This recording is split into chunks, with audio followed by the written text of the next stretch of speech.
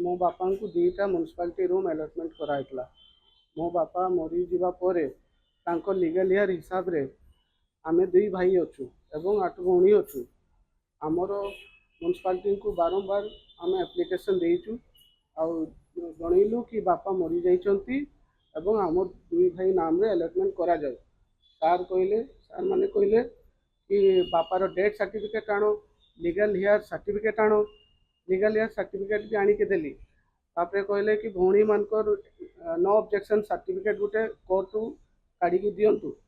आमे तांको 2001 गुटे एग्रीमेंट भौणी मानकर समस्त नो ऑब्जेक्शन सर्टिफिकेट एगा सब देलु। तापरे भी मध्य ताको गड़े गड़े गड़े गड़े गड़े 6 मास वर्षे 2 वर्ष गड़े सारे। तापरे भी आमे दौड़ी दौड़ी आसला परे कौचे के सर आम कामटा कर दिंतु।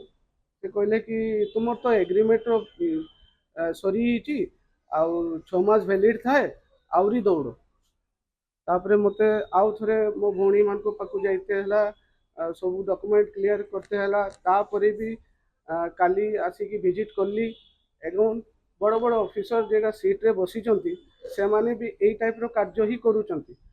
तापरे रहला कथा काली आसिकी सार सहित कथा हली। सार मते कहले ए 10,000 टंका तुमको लागिवो, 10,000 टंका लागिवो नले काम होई परिवो नाही। गोपाल प्रधान तांको नाम होची। से कौन अच्छी से सब फाइल फाइल जेगा सब ट्रांसफर किंबा नुआ अलटमेंट होची से मानकर से काम करती।